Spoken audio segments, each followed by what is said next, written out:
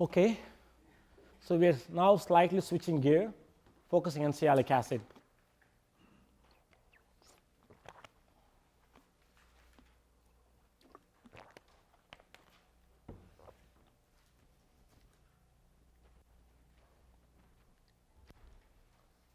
So sialic acid, which is unusual molecule, carbohydrate monosaccharide, which is 9 carbon, as opposed to having glucosamine, glucuronic acid, which is 6 carbons, is 9 carbon molecule, and which are component of various glycoconjugates, like glycoproteins and glycolipids, and glycoproteins, which are glycosylated, glycoconjugates.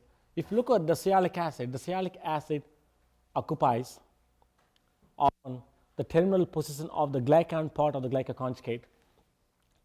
And so what we're going to look at for the next an hour and so, looking at the functions of sialic acids, their biosynthesis, many different structures of sialic acids and their conjugates, and also we're going to look at the N-acetylneurominic acid, sialic acid, N-acetylneurominic acid, ulosonic acids, all interchangeable name people use in the field. So sialic acid is the same as N-acetylneurominic acid, don't get confused. So we're going to look at N-acetylneurominic acid versus N-glycolyl acid, and how various pathogens that trigger the infections in humans, such as virus and bacteria, and they utilize the sialic acid motif. We're going to look at briefly about sialic acids in inflammation, the immune system, and how sialic acid plays a role in cancer. And also, we're going to give a little bit more emphasis on glycolipids rather than glycoproteins, where you have a glycosylated proteins, where the glycan is part of that, in which you have sialic acids. And so glycolipids, various lipid conjugates, they have many different biological roles to play, and their biosynthesis and metabolisms and genetic diseases. So both of these, I'll be going back and forth, different aspects of that in sialic acid. So let us start with what are the biological significance of sialic acid. It has been shown that sialic acid is so critical for the very first thing that has to happen for the life to form, which is egg-sperm interactions, and for the fertilization, sialic acid is very important. And the sialic acid conjugate facilitate egg-sperm interactions. Also, sialic acid is very important for development. If you knock out the enzymes involved in making like sialyl transferases to decorate the cell surface with the sialic acid, if you don't have sialyl transferases, and it impairs the development in various model organisms. And it plays a major role, sialic acid, in cognitive functions, okay, in learning and behavioral aspects of that. It regulates the immune systems. The T cells, B cells, they all interact with various different pathogens and many different inflammation stages, and where the immune system regulated highly by a sialic acid binding lectins called Siglecs. We're going to talk about that soon, and the Siglecs, and so that by binding to sialic acid, it regulates the immune system. And also sialic acid plays a role in acquired disease such as a cancer, okay? And of course, some will say acquired, some, okay, but the thing is that even though it's genetically some people predisposed, and they don't develop cancer until later in their life. And so that's why I call this acquired disease, okay, it's a cancer. And also infectious diseases, such as viral and bacterial infections, okay, and then also sialic acid plays a major role. And how this knowledge can be used to develop molecules to treat the diseases we'll focus as we move on. So what is sialic acid? So sialic acid structure is given, the skeleton of sialic acid or neurominic acid is given here.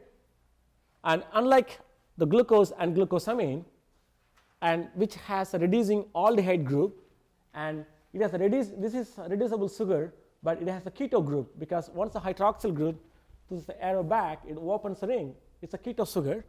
And also the anomeric, this is the anomeric carbon, which has a carboxylic group. So basically they have a carboxylic group attached to the anomeric carbon. It's a keto sugar, but not the aldehyde sugar. And also the third carbon here in this sialic acid is a deoxy sugar. There's no hydroxyl groups, because most carbohydrates that we know, they have a hydroxyl groups. And of course, the DNA has a deoxy sugar. That's what we call DNA. RNA has a hydroxyl ribose. So it has a deoxy. So this basically is 3-deoxy keto sugar, okay? 2-keto sugar, that's what sialic acid. But they have more diversity.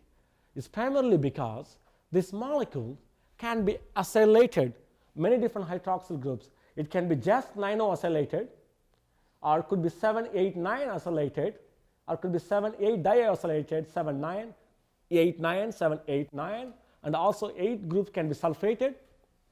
Also 9th hydroxyl should be phosphorylated, and instead of having the NH acetyl, you can also have a N glycolyl group, CH3CO. You can also have CH2OH and CO attached here. And also, of course, you can have a free hydroxyl groups, 1, 2, 3, 4, 5. And instead of having the N-acetyl group, you can have a hydroxyl groups. And so that we're going to talk about, that's KDN and KDO sugars. And also acetyl group here at the 4th position. So you have a sialic acid, which can be acylated, phosphorylated, sulfated, those hydroxyl groups, and thereby it can have different functions. They can interact with different proteins and different lectins, and thereby can affect the biological functions. And so we are still trying to understand why this is happening. Unlike other sugar molecules such as the proteoglycans, as far as I know, like heparan sulfate, chondroitin, dermatan sulfate, where we haven't come across acylated form of it so far until this point. We only have a sulfated version of that, or non-sulfated version. But here the sialic acid can have different acetyl group, like a sulfate group that we have on the heparan sulfate. But here they have acetyl group. By not having a different acetyl groups, they actually have different biological roles to play. And so that is where a single molecule can make as many as 54 different possible sialic acids. Oops.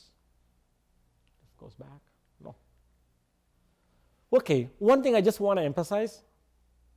If you look at N-glycolyl sialic acid, this is N-acetyl sialic acid. In human brain and human tissues, we don't have an N-glycolyl sialic acid. We only have an N-acetyl sialic acid. And there's an enzyme called CMAH, which basically converts the N-acetyl group into N-glycolyl sialic acid. And basic difference is basically inserting the oxygen between this hydrogen and this carbon, and that's all. And this enzyme called CMAH, which acts on that, it is called cytidine mono, I think N-acetyl hydroxylase enzyme. It's called hydroxylase enzyme, CMAH, and that basically adds the hydroxyl group at this carbon, and that makes now cytidine glycolyl sialic acid, and it gets transferred. And this enzyme, we have a gene in human genome, we have this gene, but this gene is silenced because the 5' region, which we talked about briefly before, that's where the transcription factors binds, and there's a mutation in human genome. And because of the mutations, and the transcription factor cannot bind anymore, therefore we don't have a transcription happening, and hence there's no translation, and this enzyme is absent in humans. We have a gene, but the gene is silenced in humans. Whereas in chimpanzees, and that region is still active, and therefore it binds to transcription factor, it produces an enzyme, and hence it can make the glycolyl. And you see in a minute why I'm saying how this could explain why we are more intelligent than chimpanzees and have a cognitive functions higher than this, is because the sialic acid, the highest content you can see in our body, you make a guess, it's the brain. That's where you have lots of glycolipids, lot of sialic acid is there in our brain. And so people are speculating in the field, especially glycobiologists, is it why we become more intelligent? If you have a gene turned on, what happens to human? Who wants to volunteer? No one, obviously. And or alternatively, we can work with chimpanzees because they don't have that much cognitive functions like us. We can put them in a bar, okay, we can just feed them anesthesia, whatever it is, right? And we can work with the chimpanzees, then we can silence the enzyme hydroxylase gene encoded. What happens? Would they become more like humans? We don't know the answer for that. Of course, federal agencies don't give the money for us to do because it's a lot of ethical issues involved, okay? And I'm sure somebody would be very interested in doing this research and to understand the contribution of N-acetyl N-glycolyl to cognitive functions. Because this is completely absent in humans. But that said, N-glycolyl will appear in one place that you can see why. So additional diversity, which I talked about, like a KDN and the KDO, instead of having the N-acetyl group, you can have a hydroxyl groups, and also you have other olosonic acids, which are produced basically by the lower organisms, various bacteria and pathogens that make the structures like KDO and DAH and KDG. And so I just want to give you a hint that it's just not. But in humans, the most important one is an acetyl-sialic acid or like neuromonic acid. So how the synthesis takes place? This is again is very, very interesting. Unlike other carbohydrates, like a glucosamine, all the carbohydrates that we synthesize in the body that eventually attach to other carbohydrates or proteins or lipids. To attach them, you have to activate like an ATP that we make that the phosphate is activated as the ATP, then the phosphate is transferred to biological molecules. Likewise, in order to transfer the carbohydrates to proteins, lipids, or carbohydrates, they have to be activated as a UDP sugars or GDP sugars or CMP sugars. And most of them are, not most, all molecules that as I know carbohydrates, their activation takes place in the cytoplasm, with the exception of sialic acid. Sialic acid activation takes place inside the nucleus. Why is that? We don't know.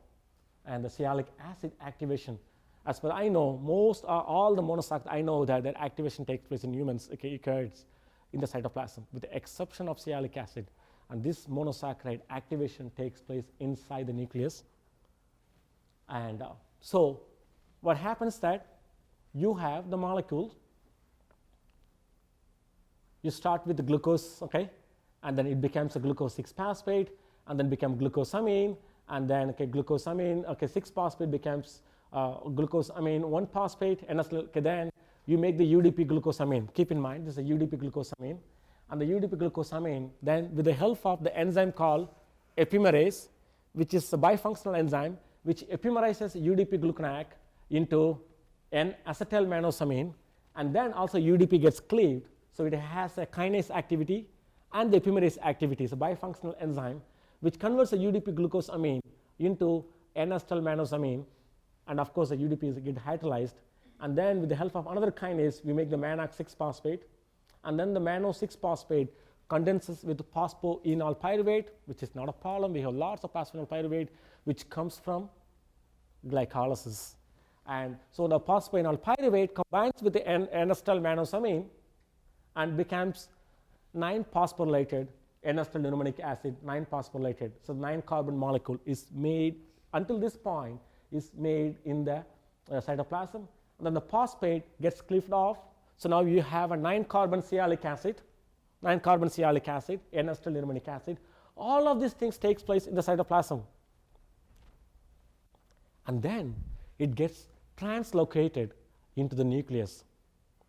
I only know transcription factors which translocate to the nucleus. But here, a carbohydrate gets translocated to the nucleus where you store our DNA for transcription purposes, and that's where they go in.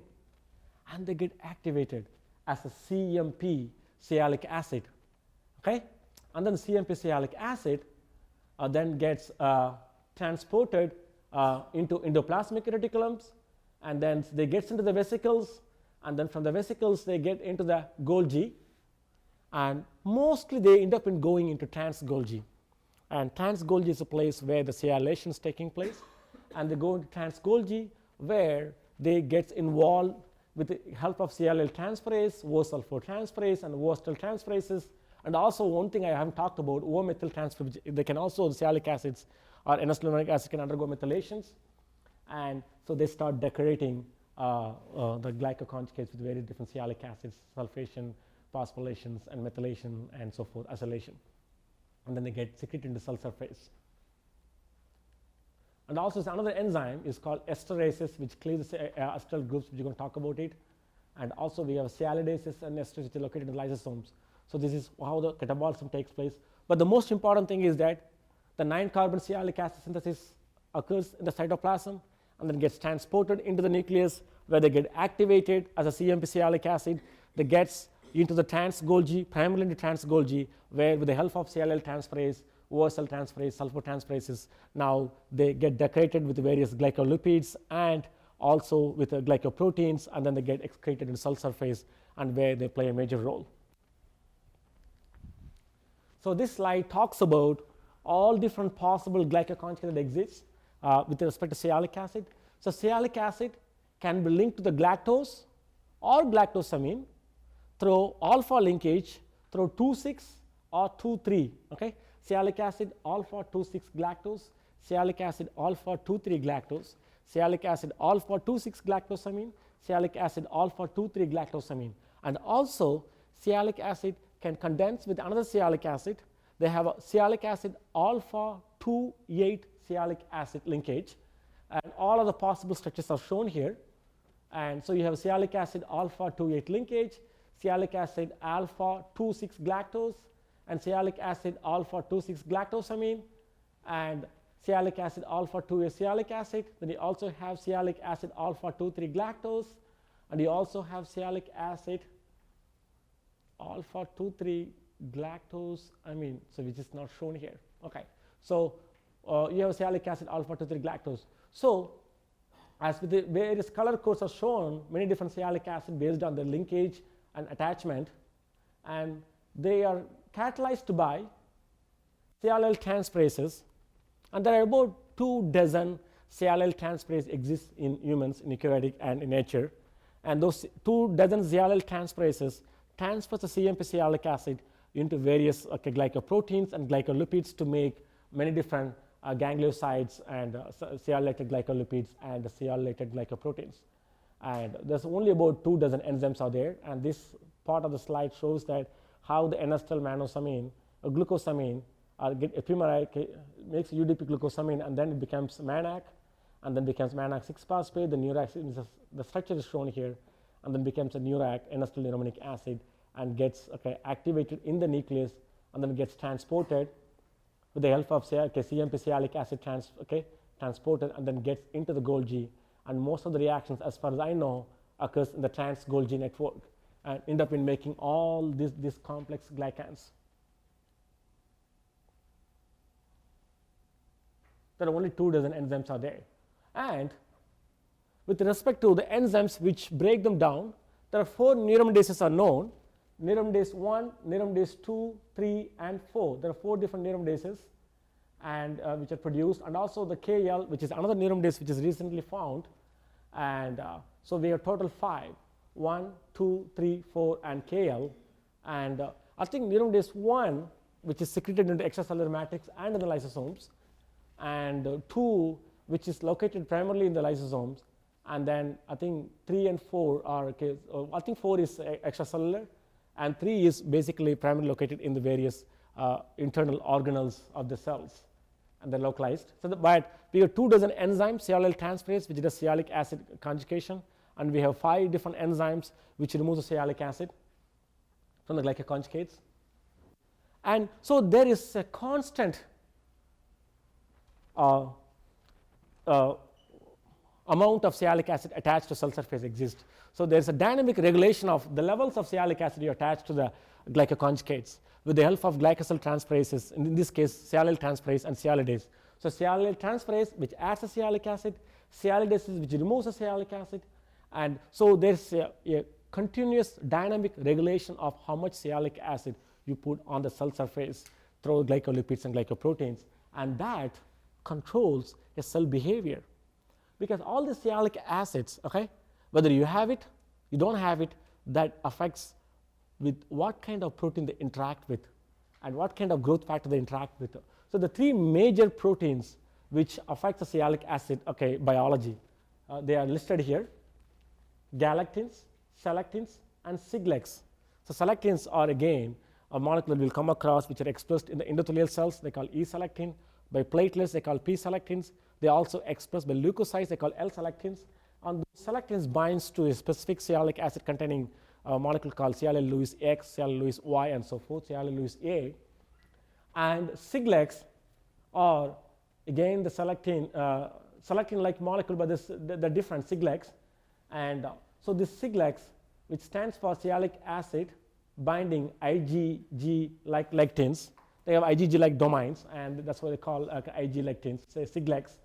And the galactins, if you remove the sialic acid with the help of sialidase, and the penultimate residue in all the sialic acid containing glycoconjugate is a galactose or galactosamine. So penultimate residue is always a galactose or galactosamine. Of course, you may have a sialic acid attached to another sialic acid through alpha 2,8, but if you remove that, then always the sialic acid attached to either galactose or galactosamine. So the penultimate residue, okay, in most cases is a galactose or galactosamine, and therefore the galactins, which known to bind specifically to the galactose residues, if you remove the sialic acid, now the galactins can bind more tightly to the galactose or galactosamine containing the terminal residues. And so there's a constant crosstalk and fight among selectins, siglecs, and galactins, and which is controlled by the type of sialic acid you have, levels of sialic acid, and whether you have a sialic acid or not. And those interactions affects the cell behavior, cell migrations, and then immune regulations and so forth. So there's a fine balance between sialylation. That's how it happens. Is very critical. So what happens if there's enzymes which are involved in making molecules, glycolipids, get affected, in particular with sialic acids? So for example, gangliosides, which are expressed by in the nervous systems in particular, by this pathway. It's a complex pathway. We have many glycolipids exist which are sialylated. You start with ceramide, and then first thing you do, you add the glucose, and then you add galactose. So glucose, galactose, that becomes a lactose. So lactose cell ceramide, okay? That's the very first thing. Then what you do that, you add the sialic acid, it becomes GM3, which stands for ganglioside, which has a monosialic acid. Okay? So M stands for monosialic acid, and it's called GM. And why you call 3 is very interesting. I was trying to understand why people call GM3, GM3B, 2A, 2B, and I was trying to understand most of the things, what I could make the sense out of it. M means monosialic acid, D means disialic acid, T means trisialic acid, Q means quadruple sialic acid. And you also have A, B, and C based on, you have O series, A series, B series, and C series based on what kind of sialic acid where you attach. But the name 1, 2, and 3 is given primarily to distinguish, like say GD1 from GD2 and GD2 to GD3. And they all have 2 sialic acid, but the way they attached and how they attached, and the number came from the fact, it's very interesting, from the chemists who are isolating, or biochemists who are isolating glycolipids in the olden days. And what do you do when you make the molecule or you isolate the molecule as a chemist? You do TLC. TLC is the simplest technique. You don't need NMR, mass spec. When you do any reaction, the first thing you do, you start it, you run the TLC, right? You have spot 1, 2, 3, 4, 5, which is not good, okay? You won't be happy, I won't be happy. If you have one spot, wow, we're happy, and right? Reaction worked, you got the product, maybe you didn't get the product, expected product, you got a one spot, you're happy. But what happens if you have 5, 6, 7, 8 spot in a reaction? I'm sure you're not going to be happy that day as a chemist, okay? So, but biochemists, they love more spots, okay? And so they get more spots, okay? They just put one spot from, okay, they isolate the ganglioside from the brain tissues, okay, and the ganglions, okay? And then they run the TLC. And so they know that they have a monosialic acid because they fractionate by using cis-exclusion column or using ion exchange column, because you have only one charge, monosialic acid, because carboxylic acid, monosialic acid. Your 2 carboxylic acid means 2 sialic acid. So more the charges, more the sialic acid, more the charges, and more tightly they can bind to the anion exchange column. They'll be released later on, but all the molecule GD will be released same time, GM released same time, and G3, GT, and GQ released same time because they all have same charge density. And then next what they do the TLC, and you see multiple spots. So what they did, that the first spot they call GM1, okay, and then second one GM2, GM3, and so that's how they end up in naming, and then they end up in come up with this complex nomenclature. Seems like a very complicated. I could not figure out how the nomenclature is given until I went back to 1950s paper. Then they beautifully described why they gave the name, and but still it's very complex. But there's 2, 3 enzymes you should be aware of that. GD3 synthase, which makes a GD3 and GT3 like B and C series molecules, whereas GM2 and GD2 synthase, which are involved in making all these molecules, O series, A series, okay, in particular, okay, in this case A, B, and C series. And so what happens when you have a knockout mice, GD3 knockout mice, and all these stretches, because GD3 synthase is knocked out, all of these structures are going to miss. You're going to miss B series and C series because you cannot make the GD3. Therefore, you will be missing all of the B series and the C series. And if you have GM2 GD2 synthase knockout, you're going to miss all of these series, okay? Molecules will be absent. And of course, GM3 synthase knockout, you don't have a B, C. You only have the O series. This is the only molecule to be made if the GM3 synthase is knocked out. So in humans, it is known that when the GM3 synthase mutation occurred, GM3 mutations in humans, and all of these structures are absent, okay, and they don't make A and B series, obviously they're not going to make a C series as well. And what happens that they develop severe epilepsy fits, okay? It's uncontrolled at times. It starts as early as 2 weeks after birth, okay? And the postnatal 2 weeks. It starts between 2 weeks and 3 months. And then it's lifelong, it continues. They die age between 2 and 18. Now I've seen once, okay, I was walking to the hospital, they're just taking a baby into the emergency room with uncontrolled fits. And so it's so sad. But GM3 synthase mutations, this is what it causes, okay? And epilepsy, and sometimes it's very uncontrolled. It happens as early as between 2 weeks of life after birth and within three months. And then it continues, okay? And their lifespan is about between age 2 and 18 years. Some die very young, some die later. Of course, left untreated, they die very early on. And whereas the GM2 GD2 synthase mutations in human is much more lethal. For some reasons, we don't understand why still. And so what happens that when the GM2 GD2 synthase mutation occurred, and so they cannot make all these structures, and what they can make is they can make the GM3 molecule. They can make, of course, GD3 and GD3. But mostly what happens that when this mutation happens with the GM2 and GD2 synthase, and the GM3 is massively gets accumulated, GM3. And GM3, so much of that gets accumulated. And so obviously has very poor physical and motor development. They have very frequent spikes, okay, the fits. But their lifespan, if you look at that, only 2-3 months. So GM2 GD2 synthase have a much more severe consequences for human lifetime as opposed to GM3 synthase mutations. And so this exemplifies the importance of gangliosides. And there's so many different enzymes involved in making so many different structures, even though they're all concentrated in the brain, but affect, okay, in the mutations in these enzymes that, okay, makes these molecules have huge consequences for our health and existence. Likewise, there are so many enzymes involved in breaking these glycolipids, gangliosides. There's so many enzymes involved, and absence of any one of these enzymes results in accumulation of specific ganglioside, and that leads to many different diseases in humans.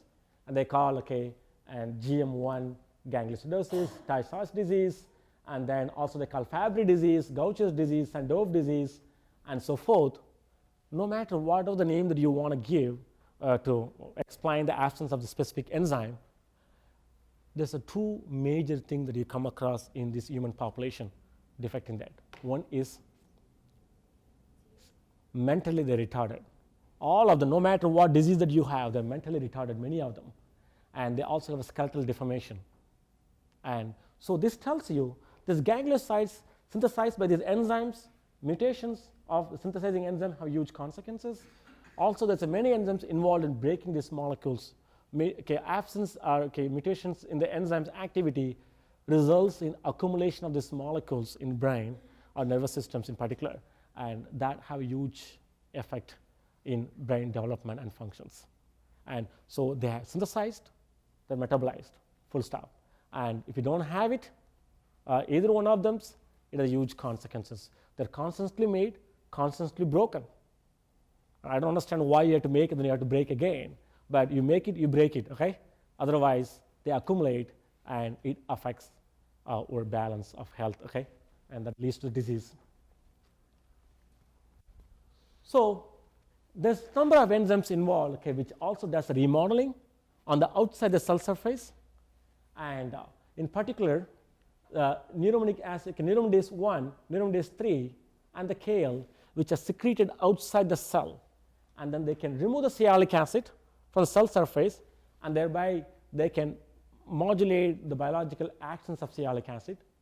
And also there's another enzyme called SIAE, which is basically, you have a acetyl group here, you have esterases, okay? The esterases which can remove the ester group from here, the acetyl group from this molecule, sialic acid, and thereby deacylating, you can confer the biological functions, or you can remove the biological functions for the sialic acid before and after acylation and deacylation. And the deacylation enzyme is again another hydrolytic enzyme which can affect the signaling. And also sulfone salt, we talked about this briefly before, angiogenesis, which is another hydrolytic enzyme. By desulfation, you can affect the angiogenesis, you can affect the signaling pathway. Another enzyme which I don't have it here, which we talked about, heparanase, which is also a hydrolytic enzyme, which is also can come outside. Of course, mostly in cancer we see that. And also there's a report that recently suggested that heparanase also gets secreted in diabetic people, and by removing the heparan sulfate, especially in the glomerular system, in the kidney, and thereby it affects the protein loss, and so forth, and proteinuria. It causes proteinuria. So the hydrolytic enzymes such as sialidases, heparanases, sulfatases, and esterases, by remodeling glycan structures on cell surface, it affects the cell signaling pathway, and some of which is just shown here, which we talked before.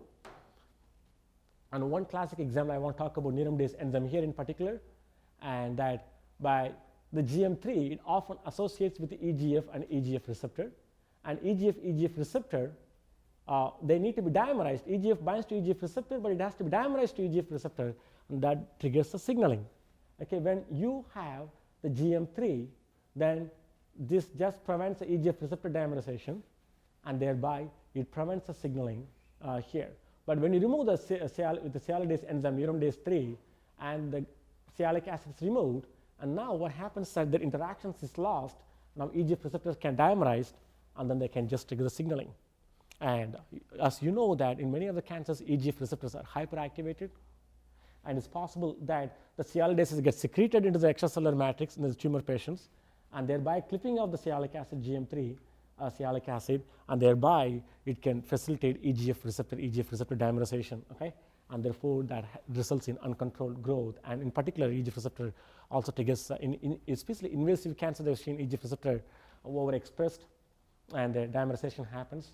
And so this is one place where I want to talk about how the GM3 sialidase enzymes can play a role. And also another place, TRPV5, which is a transporter, which ion channel, which plays a role in calcium influx and the signaling, and so which binds to the galactine. And what happens that this TRB5, the calcium ion channel, which has a sialic acid, and what happens that which is found on the cell surface, by removing sialic acid, and it binds to galactine, and it slightly changes the conformation of the transporter, and thereby facilitating the calcium influx. By facilitating calcium influx, as you know, the calcium concentration inside can also regulate the signaling pathways and so forth. And by interacting with the galactine, and by slightly changing the conformation, it triggers the signaling pathway and the calcium influx and so forth. And again, that shows the role of the level of sialic acid can have in the growth and here in the signaling pathway. So now let us look at the distribution of sialic acid. Yes, Masom. So why sialic acid is always a capping residue in polysaccharide? Is it to protect the rest of the polysaccharide, or it acts as a signaling molecule to take the polysaccharide to its destination? So the question is why always sialic acid occupies the terminal positions? It's a philosophical question, and as far as I know that most of sialic acids are always, not most, but all the sialic acid, they're always capped. And if they're internal, that would be a polysialic acids or sialic acid alpha 2,8 linked to another sialic acid alpha 2,8.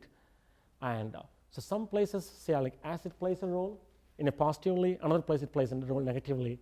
And also these are the examples, we talked about it here. And also some places the presence of sialic acid is required to have a function, which you're going to see it next. So here we're talking about the regulation of signaling by glycan remodeling enzymes, not about sialyl transferases, sialidases, and acylation we talk about here. Okay? But also sialic acid is very important for other places as well. We're going to see that. So this slide just shows the distribution of sialic acid in many different places. If you look at here, in spleen, blood cells, and submandibular glands, and brain, lung, and spinal cord, you see lots of sialic acid. What you don't see enough sialic acid is in liver, heart, kidney, and abdominal muscles. So what this tells you is that the central nervous system have a lot of sialic acid, and also a non-CNS system have a lot of sialic acid. Which one? Now migrate to the blood cells. Look at that. The blood cells, the platelets, then the T cells, B cells, and surprisingly, they have a different amount of sialic acid, the levels of sialic acid, types of sialic acid, and controls and regulates the immune system. So the sialic acids levels, as you can see that here, in the brain it has a major role to play, and also it affects in the vasculature, and because of having highest amount of sialic acid, it affects the vascular biology and interaction with circulating cells. So if you look at the sialic acid concentration in different adult animal species, human, rat, mice, rabbit, bovine, pig, you can take dog, cat, and more. What is so obvious is that the only species which is closest to human that can have highest amount of sialic acid next to human is a rat. Of course, still it's not intelligent enough to take over us, but of course some places they can take our food away. Isn't it surprising? We are the only species having the highest amount of sialic acid. This is really phenomenal. And also, this sialic acid is often attached to the other glycans, means as a part of the glycans of the proteins or lipids. The free sialic acid often is much less. But there is also sporadic evidence that suggests that if the levels of free sialic acid is dramatically increased, that's a kind of a diagnostic tool that you can use to indicate that this person is likely going to have a heart attack, maybe 2 years from now, 3 years from now. So there's a sporadic correlation that suggests that increased amount of free sialic acid in the blood leads to the most likely that person will have a cardiovascular disease. We don't understand why this is happening, but we can speculate that sialic acid is so important. But there is not direct clear correlation exists, but there's a lot of clinical data that comes out in European countries and here and there sporadically suggests that there seems to be a correlation between free sialic acids in the serum with the cardiovascular risk, and we still don't understand. But the levels of free sialic acids nevertheless is very low in most normal physiological conditions, except in some population with a high risk for the cardiovascular disease. There seems to be the concentration increased, but even then that is not very much more than what we have already here. But the key thing is that the free sialic acid is very less, and another thing is that the human species have the highest amount of sialic acid among all the species that we know this planet right now. What I don't know, diagnosis, how much sialic acid they had, more or less. We cannot compare it. We can compare the genomes or DNAs, but we can't compare the glycan structures, unfortunately. And here, the sialic acid, more specifically with the mammalian brains, again, the human is a big winner here. You can see that the amount of sialic acids in humans, which is pretty phenomenal, much higher than the pigs, and which has only 1/4 of the content as the human brain. And this just again kind of gives you indication about their likely importance and roles. So let us also look at the concentration of ganglioside, which is we just talked about GM1, GM2, GM3, GD, and GQ and GT, bound sialic acid in the brain, and also large vessel organs of human adults. And within the brain, the sialic acid concentration is so high in cerebral gray matters compared to the white matters. The gray matter have a large amount of sialic acids, like at least 3 times or 2 times or 3 times more than the white matter. But nevertheless, even white matter has a lot more amount of sialic acid. Overall brain has a lot amount of sialic acid, whereas other organs, here the gangliosides in particular, the spleens, placenta, thyroid, livers, they all have less, and kidney, skin, and fat tissues even have small amount, and intestines, just name it, almost nothing. So the brain has largest amount. Even within the brain, the gray matter has more amount of sialic acid bound gangliosides. So how about the sialic acid in the body fluids of human adults? I just said the free sialic acid is very low, but there's also various fluids we have in human bodies, like human milk, and serum and tears and gastric aspirates, saliva, urine, amniotic fluid, and cerebral fluid. If you look at that, human milk highest amount of sialic acid, 3.72 millimolar, okay, per liter in colostrums, and of course more matured milk 1 month later after given birth, its concentration decreases 1.48. But the colostrum has the highest amount of sialic acid containing glycans, in particular, not just free sialic acid concentration, of course, then serum acid and so forth. And so this leads to speculate human milk may be having something very strange and something special or something very unique. Indeed, that's true. Okay, you compare the human milk with cow milk, you can see a big difference. Okay, if you look at the oligosaccharides, we have about 24 grams of oligosaccharides in human milk and colostrums, and as mature milk, of course, slightly decreased it, but you still have large amount of oligosaccharides, 14 grams, 12 to 14 grams per liter. The number of structures that you can come across identified so far is 88 plus, okay, structures.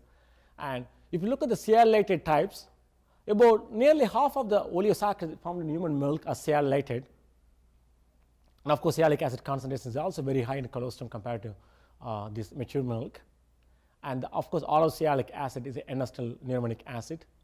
And your 2,6 bond, it's a 2,3 bond, the arrow is missing here, 2,6 bond, 2,3 bond. Okay, even though you were dominating 2,6 bond containing sialic acid is dominating than the 2,3, but nevertheless you got the idea that the sialic acid oligos, almost half of them are sialylated. If you compare human milk with cow milk next here, look at 24 grams per liter versus 0.025 gram, which is almost like 25 milligram. So 25 gram versus 25 milligram, there's 1,000-fold difference in the oligosaccharides content in cow milk versus human milk. And also, if you look at number of structures, of course, it's much less complicated and less structures are found. But when you go from colostrum into the mature milk, okay, and you only have 4 structures, just pretty much 4 structures as opposed to 8 possible structures that you have in human mature milk, in breast milk. And if you look at the sialic acid content, is very, very, very low. And also another most important thing, and the sialic acid in human is exclusively 100% N-acetyl sialic acid, whereas in cow milk you have both N-acetyl sialic acid and N-glycolyl sialic acid. So the bottom line message is that you have a huge amount of sialylated glycan oligosaccharides in human milk as opposed to cow milk, and also sialylated is a lot more. And so now there's an emerging theory in the glycobiology field, but actually it was dominated by 2 groups of people in the last 100 plus years. The human milk oligosaccharide has been studied about 200 plus years actually, okay? And since 18th century, like mostly by Germans and the French group and a little bit by British group, they studied. And it's studied primarily by pediatricians, the patients, okay, the doctors who treat the children, pediatricians, and also microbiologists, and also people who are interested in understanding comparative animal species and so forth. And so it became obvious by those groups that suggest that maybe the human milk plays a role in cognitive functions, considering the sialic acid concentration is so high in gray matters and so high in human than compared to other species, and so much more in human milk than in cow milk, and also across other species. And so then do you have any evidence to show that the breast milk fed child is much more intelligent than the formula milk fed child? Yes. There are evidence documented that shows that the breast milk fed children at the age of 6 and 7, they have a higher cognitive functions of that age, whatever you call intelligence, okay, than the formula milk fed children. And also the children who are 6, 7 years old with breastfed milk, okay, they have a much better language skills. What are the language you speak, okay?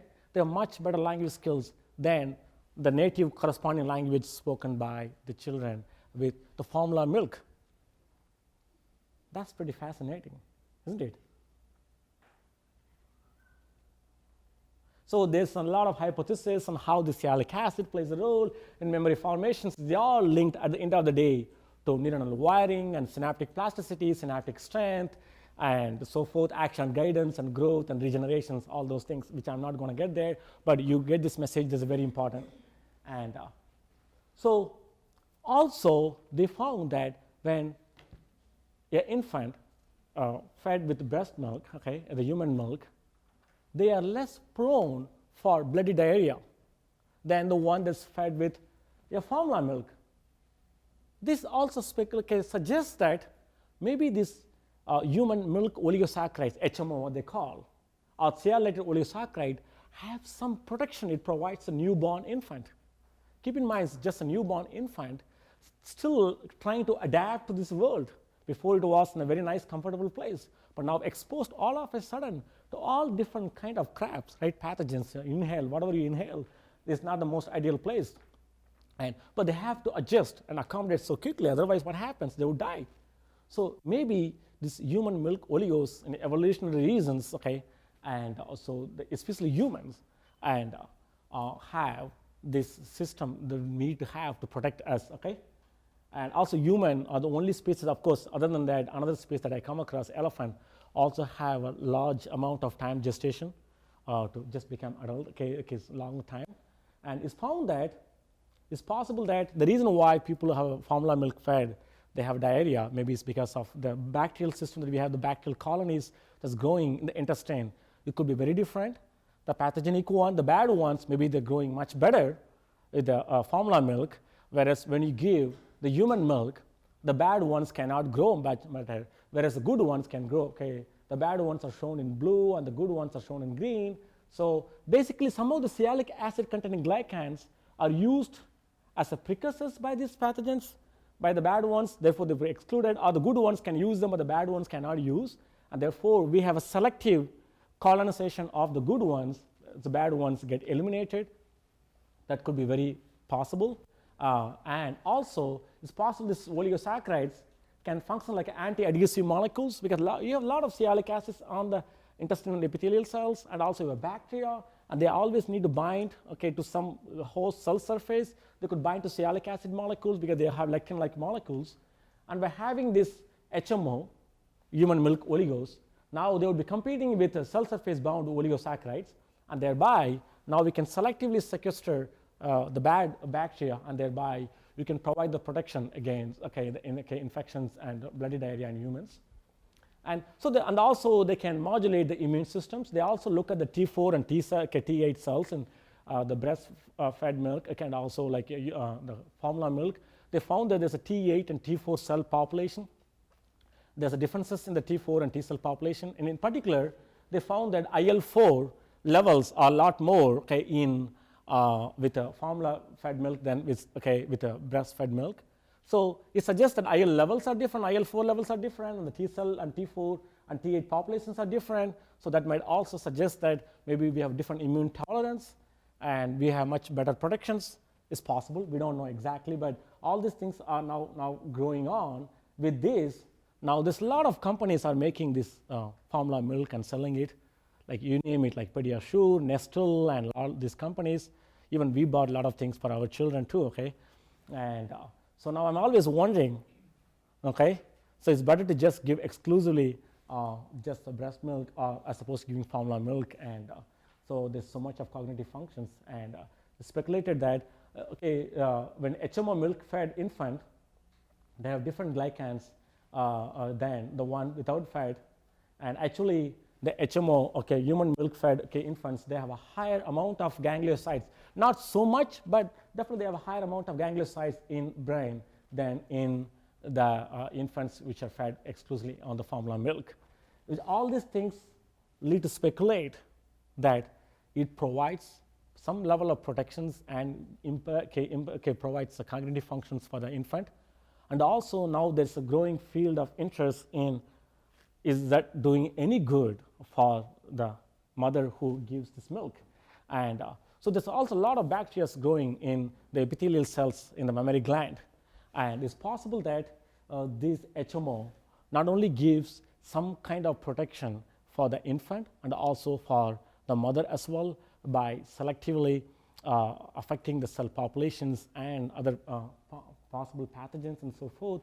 It can affect the mammary gland epithelial cells of the mother as well, but it's a growing and evolving field. And I also come across recently, as I was putting these slides together, and what I found that only one other species that have a highest amount of oligosaccharides, sialic acid oligosaccharide, actually has more sialic acid oligosaccharide than humans. Not kangaroos, not elephants, okay, elephants, not other species. I look at about 100 different species being studied so far with milk oligosaccharides, and elephant is the only species which has a higher sialic acid oligosaccharide, 2 times, 3 times more in terms of concentration. That makes me speculate. I know that elephants have a very high good memory. If you poke elephant, never ever see that elephant next to her until the elephant dies. I know elephant have the highest memory. If you poke the elephant, just walk away from the elephant, never ever see. If you see that elephant again, you're done, okay? I know that for sure, okay? And some elephant means I know that elephants have a very, very, very high memory. So this all makes me speculate.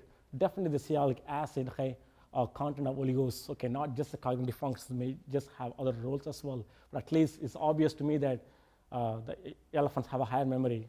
I haven't examined my life, that I was used to poke when I was a child with the elephants, okay? Not mildly, not okay, very severely, because otherwise I would have been not killed by now.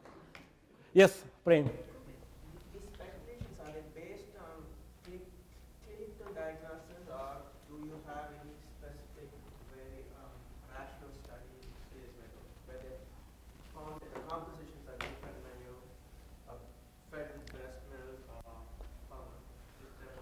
Yeah, so as I told you, the question is, do you have any clinical evidence that suggests that? Are these speculations based on clinical diagnosis, or do you have studies which point to the fact Yeah. that there's a difference? That's what I'm saying. So are there any studies that shown clinical diagnostics, right? And or it's a speculation. And so what we know, the people who studied in the early on is the pediatricians, and they have documented very clear statistical significant differences. Okay, statistical significant differences in terms of cognitive functions, language development. They followed a group of children, the pediatricians. They are not a chemist. They don't know anything about oligosaccharides. All they did, human milk fed, cow milk fed, or formula milk. That's all. Because there is not even a knowledge that existed, like you say, oligosaccharide like 200 years ago, 100 years ago. It's done by the pediatricians, following the children's language development. It's very fascinating. And also, like, yeah, another group studied 20 years ago. And many of these papers published in a small journal I was trying to access, obviously, because most institutes trying to not to subscribe all the journals because they're very expensive. But the lot of literature, okay, done by very select group of people, okay, shown, they've followed the studies, okay, with the human groups. They've shown a clear statistical significance. Therefore, they have proposed that human milk gives this. And they also shown that the breastfed milk infant have a less bloody diarrhea than the formula milk. In terms of statistical significance, it's very clear, you can see that. The one who got it, one who didn't get it, and you can see 3-fold, 4-fold.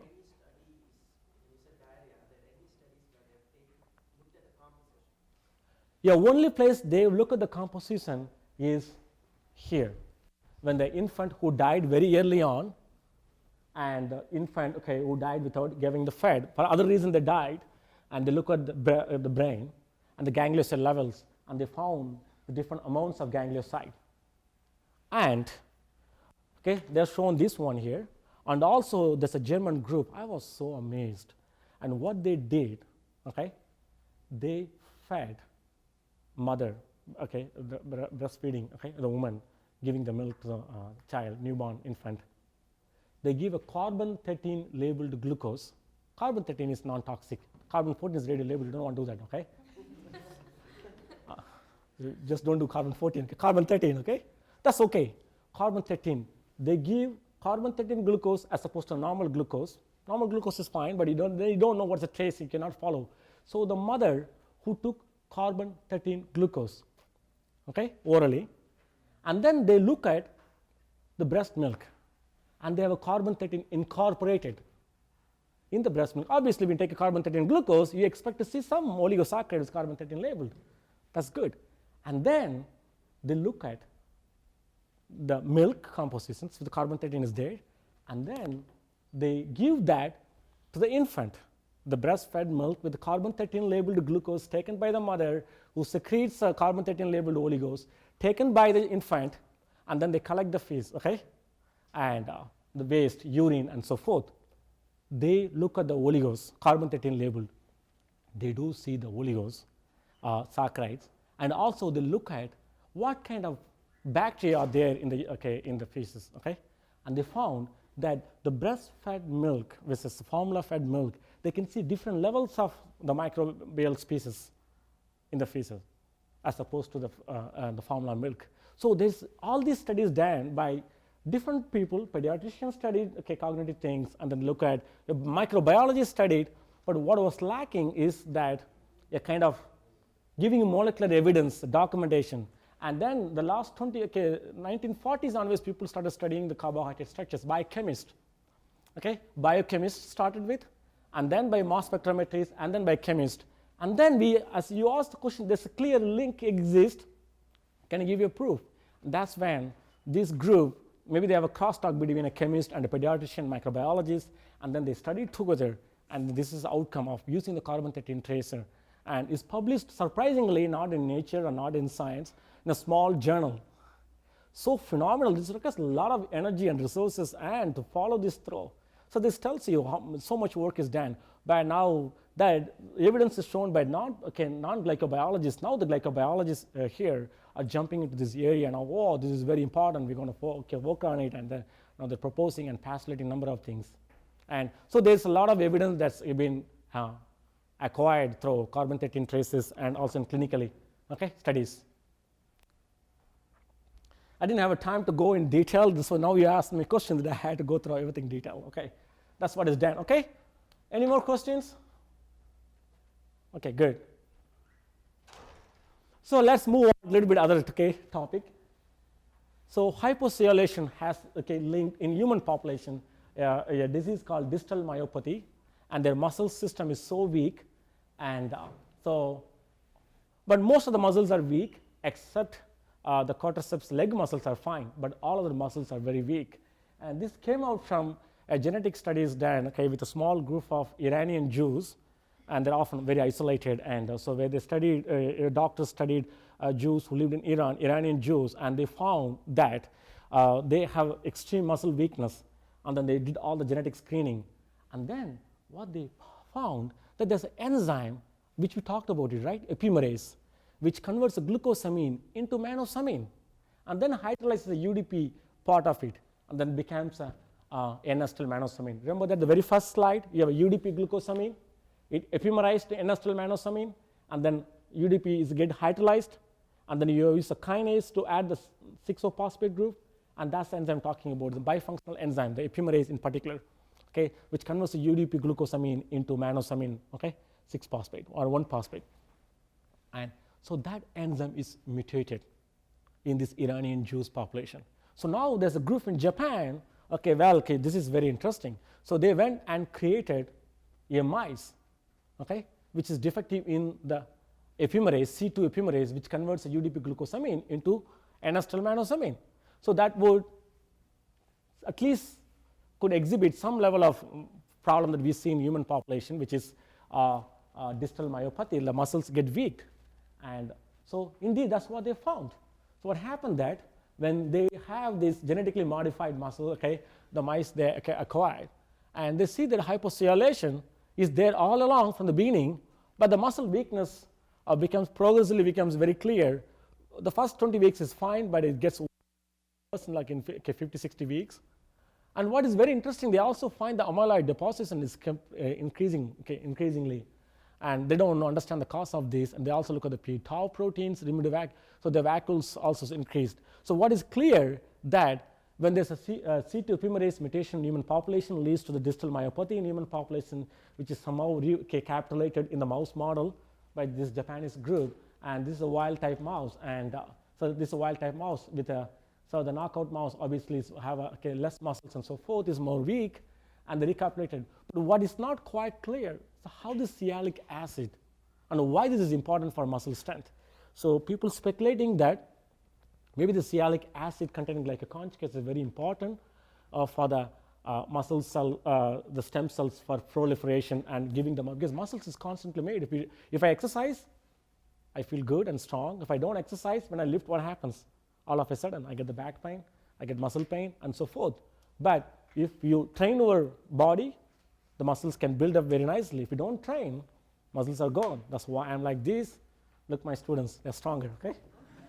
and so what I'm saying is that, so the muscles, okay, have to be built, okay, but we have a stem cell population that can constantly produce the muscles. But as we get older, after age 40, I think miracle number is 40, okay? After that, either you use it or you lose it, okay, with the muscles in particular. And so what happened that now there's a clear link between hyposialylations with the muscle weakness. But we don't know what is the factor that controls. So there's a group, they went after stem cells, the muscle-specific stem cell population, and they see no differences. But yet, they see the weaknesses in muscles. So there's something else is happening, but we do not understand the molecular details of it at this stage. But nevertheless, it tells you how important sialic acid in one place. So another one I just want to bring in here is a preeclampsia is one that has shown in pregnant women with hypertension, and it affects the fetal as well as it causes oxidative distress in fetal, and in maternal it causes hypertension. If it is left untreated, it's dangerous, and often they end up in going for the preterm with the excessive uncontrolled. It's called preeclampsia. And what was surprising that they did all different thousands of genes, the gene expression pattern. Are there any changes in the normal pregnancy versus the preeclampsia things? And what they come across, the sialic acid, okay, is dysregulated pathway, in particular the estrase pathway. This estrase, which is upregulated in women who have the preeclampsia. And also N-acetylniraminic acid synthase, NAN stands for N-acetylniraminic acid synthase, is go down. And also sialic acid transferase ST6-GAL1 is gone down. This is looking at the human population. They get the gene, okay, the blood samples, they look at the gene expression profile completely, and this is how they come across. So now there's a model, the people propose that some dysregulated sialic acid estrase pathway eventually go through all the signaling pathways and leads to eventually in maternal hypertension and oxidative stress response in fetal. It's kind of very fascinating, and how the sialic acid brings in. Also, there's a link between the sialic acid, there's a coagulation, inflammation we talked about before. There's a link between coagulation and inflammation, link between inflammation and angiogenesis, and okay, then this link between angiogenesis and coagulation. Okay, all these things are very complex pathways involved. And here is again sialic acid being shown. Okay, what happened in inflammation? Okay, we increased P-selectin expression, CD40 ligands, histone, HMGB1, leads to inflammation. Inflammation results in decreased thromboglobulin and tissue factors and leukocyte adhesion, which you know that, okay, which is affected by the P-selectins, and also complement activations. So all these things leads to show that the sialic acid might be a missing piece that can link to the coagulation inflammations. Again, it's a growing research area. It's been now expanding the last few years or so forth. And this slide, I think most of you know, okay, who working, okay, they came for also last year training camp, that the leukocytes have to cross the endothelial cells by extravasations, and then what happens is the high blood pressure, right? You have blood flow, and things are like migrating everything so rapidly. So you need to slow them down, the leukocytes, and then you have to stop them, and then you need to get them penetrate through the endothelial cells, through these cells, and then they will be extravasate, and then they go and start fixing things that they need to do in inflammation. And where again the sialic acid binding lectin, okay, L-selectin binds to sialic acid containing glycoconjugates of the endothelial cells, and thereby they slow down, they stop, and then eventually they'll get transported across endothelial lines. And again, the L-selectin plays a major role in leukocyte recruitment during inflammation. Yes? What? It's 12 o'clock. Oh my God. I'm only, I think 1/3 through. I don't know how many slides I finished. So I can go 15 minutes, 10 minutes? They have only 1 hour to have lunch.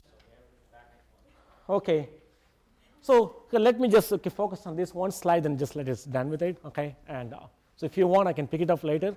And so N-acetylniraminic acid versus N-glycolylniraminic acid. And I told you N-acetylniraminic acid, okay, is found in humans. N-glycolyl is completely absent. which is not kind of true. And we do also have N-glycosylanomic acid in humans. It is not because we synthesize, it is because probably we speculate now is we consume meat and we consume various milk products and dairy and whatnot, okay? And those things have N-glycosyl sialic acid. And so now this theory is emerging from Ajit Varki's group and also from people who are interested in sialic acid biology, that maybe the N-glycosyl sialic acid we take from the meat, okay, that comes from the milk that we drink, and so that somehow eventually triggers inflammation. N-glycosyl sialic acid, okay, because N-acetylenic acid is very critical for immune regulations. Now it leads to somehow inflammation. Inflammation leads to cancer, and also like it affects platelet functions. And I'm interested more into xenotransplantation because our PEG team is supposed to focus on transplanting pig organs into humans, and we're interested in looking at gal alpha-1,3 gal knockout pigs and how we can transplant the heart and lung, okay, and kidney and the cells from the pigs, okay, knockout cells into humans. And so we're looking at the GAG perspectives, but now what happens to N-glycosyl content in those cells and organs? Would it affect? Maybe.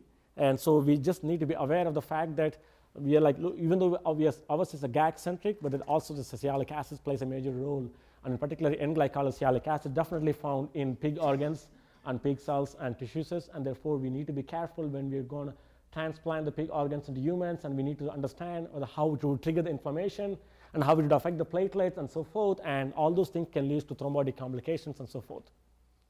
So I think I'd like to stop right here. This is a good place to stop, because if I don't stop here, the next stop will be 2 hours from now, 1 hour from now, okay? So I'll stop here, but I think I'm happy to talk to you all. You have all the slides is given to you, and I'm happy to talk to you more about sialic acid. And if you guys want, I'm happy to take my dinner time out. I can talk to you guys, okay? Good. Yes, Krishnamon. Yeah, we talked about like 1 hour about sialic acid. You showed something like, okay, the milk has something and different oligosaccharides, or the brain of human or something has more. But all these things, like if you take brain, in your table you have like maybe from mouse or something twofold, from 400 to 800. So the brain has so many other neurotransmitters which you don't see in other animal species. Yeah. And all this stuff. So why do we have to hypothesize that sialic acid is so important for all this stuff? Okay, so why? Because I'm giving a lecture on sialic acid. Okay, so I need to tell you how important sialic acid is. Okay, as I told you many times in the beginning also, when we look at the GAG perspectives, I can take you to the protein people. They only talk about proteases, which are so different in humans than in mouse. Okay, but the evidence that suggests, okay, forget about across the species. Forget about across the species. Take, okay, that's meaningless. That's why most of the clinical trials fails in humans eventually, because we work with the mice and donkeys and monkeys, whatnot. We try to go to humans, it doesn't work because we're different. That's why 99% of the clinical trials fails. After going through extensive 10 years of follow-up with animal models and cell culture model, they go to humans, it fails. It's because we don't have no clinical model exists to study most of the diseases for which, okay, that we are coordinated, okay, not the mouse. Okay, you can force the mice to have a disease, but it can't. So the message I'm trying to convey to you is the twofold. One is that different species have a different levels of sialic acid. Therefore, using them as models to understand is like is not an appropriate. You have to be more careful. And second thing is that just take the humans alone. Okay, sialic acid content is so much in neurotransmitter. I understand, because neurotransmitter is supposed to play a role in neurons. It's not do any role in other places. But sialic acid are there everywhere. But their concentration is a lot more in the migrating cells, because you don't have neurotransmitters most of the times in, for example, the platelets. Okay. Yeah. I think the short answer to that question, your question is similar to what Craig is asking also, and I think everybody has the same question as to what is the direct evidence for involvement of glycans in whatever that is happening. Yeah. And the short answer is that there is a lot to be done to really implicate specific glycans. There are very few examples. There is a lot to be done, and I think that is why we are having this. This is the exposition Yeah. to the probable involvement of numerous different glycans. And you are young people, you are supposed to find it out. Okay. but that said, okay, but one thing, okay? So, okay, one thing, case number one thing, that if you look at the human populations, the GM3 synthase knockout, GM2, okay, GD2 synthase, which specifically affects only gangliosides, nothing else, all other things are fine, but still they have epilepsy, okay? It causes uncontrolled fits. You are producing something and you are not utilizing, so. No, you're not producing it, so you're not producing it, but it leads to the fits in human population, that leads to death. And this is a ganglioside, one specific enzyme, which is absent, therefore you don't make a specific set of ganglioside that leads to the fits. And also gangliosides are expressed dramatically in the synapses. So it's possible these gangliosides, by having the negative charges and specific molecule they interact with, it affects the calcium signaling, it also affects the you talked about neurotransmitter. Maybe without gangliosides, you don't have neurotransmitters, okay, or like other transporters. As a result of that, the neurotransmitters don't function as they're supposed to function. That leads to fits. Now you're asking why this is important. I mean, the answer comes from our own question, that when you knock out the GM3 synthase and GD2, it leads to epilepsy. It doesn't cause anything else because it causes epilepsy. You can see that then people die. And that shows how important this molecule. You're asking what is important. The significance already comes from the disease that we already. It is important, but whatever the functions, since there are so many factors involved, it is very difficult. Some of them we explain. Yeah. Only to say this is due to this particular single molecule. That's Yes. the problem. So we're looking at this. It's Yeah. obviously The single enzyme, when you knock out, it causes epilepsy, the leading to death. Okay. And that tells you again how this one single glycan structure can have a huge impact. And I think that also exemplifies the importance. And of course, we are looking at from glycan perspectives. Of course, people are looking at from the transporter perspectives, neurotransmitters, and so everyone can only focus on some aspects of that we're looking at from the glycan perspectives. And so putting it and make you all aware and appreciate by just knocking out one single enzyme involved in making ganglioside, it causes epilepsy. That means that we know there's a lot of molecular mechanisms involved in epilepsy. People look at the neurotransmitters. So it's possible there's a link between this ganglioside with the neurotransmitters release and capture and the signaling and so forth. And the synaptic strength and maturations. All those things, without gangliosides, you don't have synaptic strength and maturation. And that affects the signaling and hence leads to the epilepsy. And that tells you why this is important.